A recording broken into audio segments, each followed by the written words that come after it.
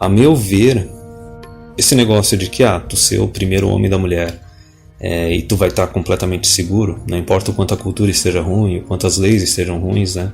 As mulheres recebem uma quantidade absurda de incentivo para sacrificar o relacionamento, abandonar ele.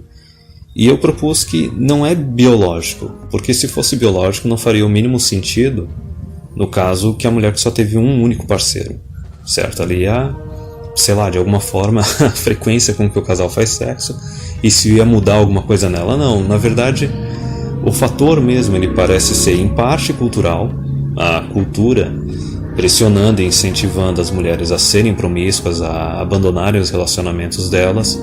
E é aquele negócio, conforme se tu abandona um relacionamento, para abandonar o próximo vai ser mais fácil. Depois tu abandonou meia dúzia de relacionamentos, para abandonar um relacionamento, olha, coisa mais fácil do mundo. Mas enfim, o que eu propus é que na verdade esse efeito da mulher ela perder a capacidade de formar e manter vínculo com o homem, a capacidade de se comprometer, é mais um fator psicológico. É cultural sim, que a cultura influencia, mas é um fator psicológico também. E analisando dessa forma faz todo sentido a partir do momento que tu compreende como é que a hipergamia das mulheres opera, como é que ela funciona. Eu já falei algumas vezes aqui no canal a respeito do shit test. O shit test é basicamente algo que a mulher, depois que tu tá tendo um relacionamento com ela, pode ser casual ou sério, mas tem que ser um relacionamento ali que já passou do primeiro mês, já passou de alguns meses. Tu vê que a mulher, ela do nada, ela começa a te incomodar sem razão nenhuma. Ela começa a criar drama, começa a tirar exigências do nada que ela não costumava fazer antes. Isso é o que a gente chama de shit test. E por que isso existe? Isso existe porque, devido à hipergamia da mulher, ela tem que ficar constantemente te testando para ver se tu é um parceiro bom o suficiente, para ver se tu é um parceiro digno o suficiente para ela. E a questão é a seguinte, esse shit test ele existe tanto na mulher que perdeu a virgindade para um homem e está com ele até hoje, como existe nas mulheres que tiveram vários parceiros. Mas o que eu estou propondo aqui é que esses shit tests eles são mais constantes e mais graves nas mulheres que têm mais parceiros. E por que disso? Vamos lá, a mulher que perdeu a virgindade com um homem, está com ele até hoje, ele é o único parceiro da vida dela, certo? Quando ela vai fazer o shit test, quando ela vai testar a hipergamia dela em cima desse homem, ela não tem nenhum outro parâmetro de comparação, não tem nenhum outro homem para comparar.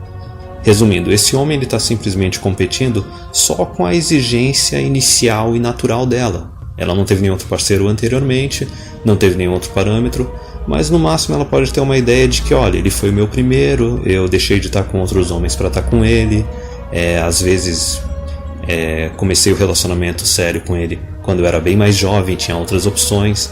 Então veja bem, ela fica comparando a performance e o desempenho desse homem com todas essas outras possíveis possibilidades que ela podia ter tido com outros homens, caso tivesse escolhido outros homens.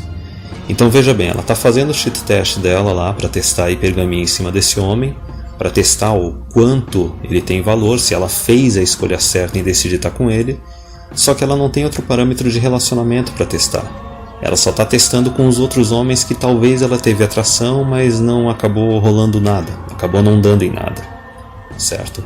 Existe um fardo de performance aí, existe uma exigência, qualquer outro homem que já teve relacionamento sabe disso. A tua performance ela é constantemente testada e avaliada pela mulher com quem tu tá, certo? Enquanto o homem já é diferente, o homem depois que ele tá com uma mulher ele não fica muito comparando, ele decide, não, eu decidi me comprometer com essa e eu tenho que me manter na minha escolha. Esse negócio de honra é mais coisa de homem, não é coisa de mulher. A mulher já tá mais que provado que a mulher é utilitarista, né, e pragmática nos relacionamentos. O homem é que é mais honrado, assim, idealista. Mas enfim, aí eu analisei o ponto da mulher que perdeu a virgindade com o homem, só teve um único parceiro e está com ele até hoje. Agora vamos analisar como é que funciona o shit test, como é que funciona a hipergamia numa mulher que teve meia dúzia de parceiros. Uma dúzia de parceiros, 2 dúzias de parceiros, 3 dúzias de parceiros, Eu acho que teve uma live que eu e o Fox a gente já comentou a respeito do teste do carrossel de pica, né? O pessoal que já está inteirado aí. O que é o teste do carrossel de pica? É o seguinte, tu pega todas as picas do histórico da vida de uma mulher e empilha elas, coloca uma em cima de cada uma. E tu calcula essa altura. Se a mulher cair dessa altura e ela se machucar, quer dizer que ela teve pica demais na vida dela. Mas enfim, nessa questão do shit test, da comparação que a mulher faz para testar a hipergamia dela, quando ela está num relacionamento com um homem, só que ela teve vários, né, dezenas de parceiros antes dele, aí é que está o detalhe, aí que o negócio se agrava. Por isso que eu digo que o shit test ele se torna mais constante e mais agravante. Tu consegue notar isso claramente, que a mulher ela se torna extremamente exigente. E muitas vezes ela não está numa posição de ser exigente porque ela já é mais velha, ela já teve mais parceiros, certo? Não é aquela mulher que o cara chegou e desvirginou. E também tem outra coisa aí que elas costumam fazer, que é o seguinte, elas começam a fazer ultimatos. Por causa de besteira, criar drama, a troco de nada e fazer ultimato, porque quando ela está lá fazendo o shit test, testando a hipergamia dela, ela pensa, eu tô com esse cara, o desempenho desse cara não tá do meu agrado, não tá me satisfazendo, e eu poderia estar com outro cara, sabe? Ela, na cabeça dela, ela tem aquela ideia que, eu tenho essa legião de homens, como se eles estivessem à disposição até hoje, né? Eu tenho essa legião de homens que eu já tive relacionamento e eu poderia estar com eles ao invés de estar com esse. Ou às vezes nem isso, né? São os homens que ficam secando mulheres que têm maridos, que têm namorados, que estão comprometidas. Isso daí também avalia, isso daí também pesa. É uma questão de opções, né? O TFM e os outros caras costumam falar que a mulher ela é tão leal quanto a quantidade de opções que ela tem. E quando tu tem uma sociedade que promove a promiscuidade, que tem liberdade sexual ao extremo, considerando que a mulher é muito mais fácil para ela conseguir sexo, por que uma mulher vai ser leal? Certo? Ainda mais quando ela pode abandonar um relacionamento e ainda ser recompensada por partilha de bens e vara de família, etc. Mas enfim, nessa questão quando a mulher tem vários parceiros e ela fica fazendo shit test no parceiro atual, fica testando ele, soltando ultimato, fazendo drama, ameaçando terminar um relacionamento, sendo extremamente exigente com ele, muitas vezes sem ter justificativa para isso, e soltando ultimato à torta e direito, ela não só ela tá jogando esse shit test em cima do cara por causa da cultura, que nem eu falei, né, que promiscuidade, liberação sexual, etc. Ela tá comparando ele com todos os homens que talvez ainda estejam secando ela, os betas que ficam orbitando em torno da mulher, mesmo quando ela tem um parceiro, tá num relacionamento. Só que ela também fica constantemente te testando com todos os outros homens com quem ela se relacionou anteriormente. E aí que tá um problema muito grave. E é por isso que eu acho que essas mulheres elas acabam ficando um tanto instáveis da cabeça, certo? Elas começam a ter um comportamento bem mais tóxico, cheio de red flag, cheio de bandeiras vermelhas, porque é como se... Imagina o seguinte, imagina a mulher que ela tem 3, 6, 12 parceiros no histórico da vida dela. E ela está no parceiro atual e ela fica constantemente comparando o desempenho desse parceiro atual com todos os outros que vieram depois. Se a mulher teve uns 3 parceiros, 6 parceiros, ok, é um grupinho pequeno para ficar fazendo essa comparação. Agora imagina a hora que ela tem 1 dúzia, 2 dúzias, 3 dúzias ou mais de caras fazendo comparação o tempo todo. Sinceramente, olha, eu acho que falta processamento. Falta processador nesse caso, e é esperado que a mulher se torne um tanto instável, de certa forma. E também incapaz de manter compromisso, certo? Incapaz de manter vínculo, incapaz de manter compromisso. Só que tem uma outra dinâmica aí por trás disso. A mulher, ela não... Digamos que tu tá com uma mulher e ela teve lá uns 20, 30 parceiros antes de estar contigo. Ela não tá te comparando individualmente com cada um desses parceiros anteriores. Ela tá fazendo um cálculo maluco no qual ela pega todos esses homens, soma eles todos como se fosse só um único homão da porra, certo? Pegando só as características positivas desses caras. Então imagina a quantidade de atributos positivos que esse cara vai ter. Vai ter numa dessas atributos físicos do um, que era o topzão, vai ter os recursos de tal cara que era rico, vai ter isso, aquilo, escambau. Então como é que tu vai conseguir competir com isso? Tu tá basicamente, a mulher ela tá te testando, fazendo o cheat test dela, tentando satisfazer a hipergamia dela, só que tentando satisfazer a hipergamia dela com um parâmetro de cálculo que é totalmente irreal, é totalmente idealizado. E essa questão é engraçado porque esse pensamento feminino de achar que simplesmente eu mereço tal coisa porque eu quero e pronto, e muitas vezes é um cálculo totalmente egoísta porque elas não analisam o que elas estão oferecendo, certo? A questão do merecimento. O que eu estou oferecendo para receber isso? Isso geralmente nunca entra na cabeça das mulheres. E é engraçado porque eu tenho aquela teoria do micro e do macro, que a mesma dinâmica que ocorre num ambiente menor, ela pode ser colocada num ambiente maior, que tu pode ver o seguinte, a mulher ela tem essa dinâmica de achar que ela merece algo, simplesmente porque ela quer, num relacionamento individual, só que se tu pega no mercado sexual também, elas coletivamente se comportam dessa forma, porque isso pega aquela regra 80-20, de 80% das mulheres quererem só os 20% dos homens do topo.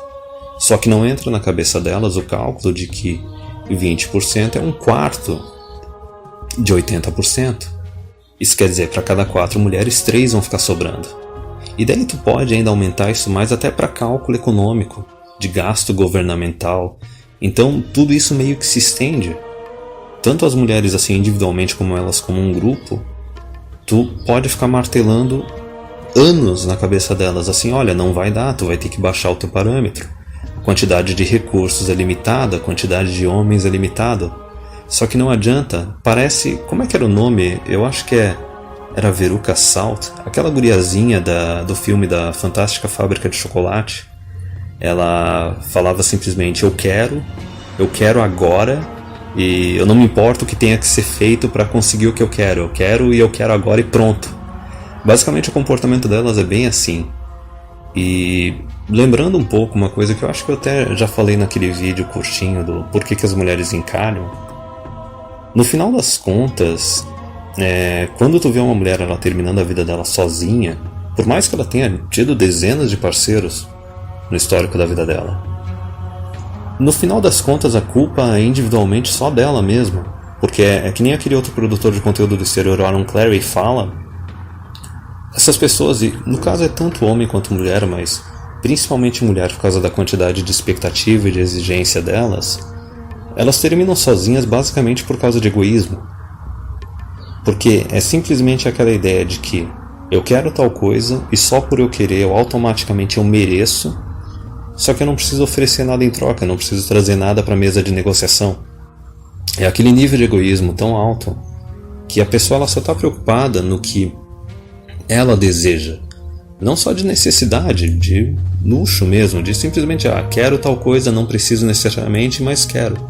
Só que em nenhum momento na cabeça dessa pessoa entra aquela ideia do, tá, mas o que a outra pessoa espera de mim? Quais são as necessidades da outra pessoa?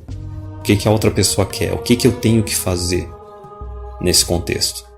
E isso puxa um pouco essa discussão que eu fiz nesse vídeo a respeito da quantidade de parceiros de uma mulher. Porque, logicamente, por mais que a sociedade vá querer dizer o contrário, especialmente a mídia, é óbvio, isso é instintivo, é biológico.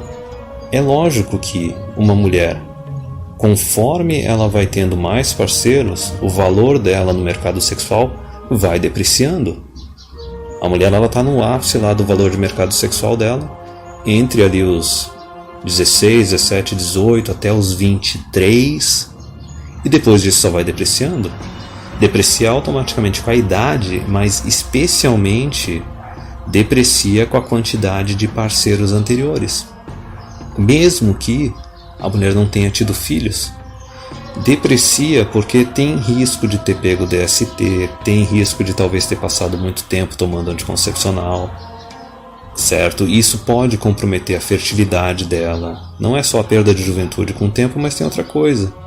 Então é muito engraçado essa dinâmica que ocorre quando tu tem a mulher que fica testando constantemente o parceiro atual, com base nos parceiros anteriores, porque o mais engraçado de tudo é o seguinte: por mais que tenham problemas culturais e problema das leis, né, atualmente, a mulher que teve poucos parceiros ou simplesmente está com um único parceiro até hoje, ela é bem menos exigente do que a mulher que teve vários parceiros.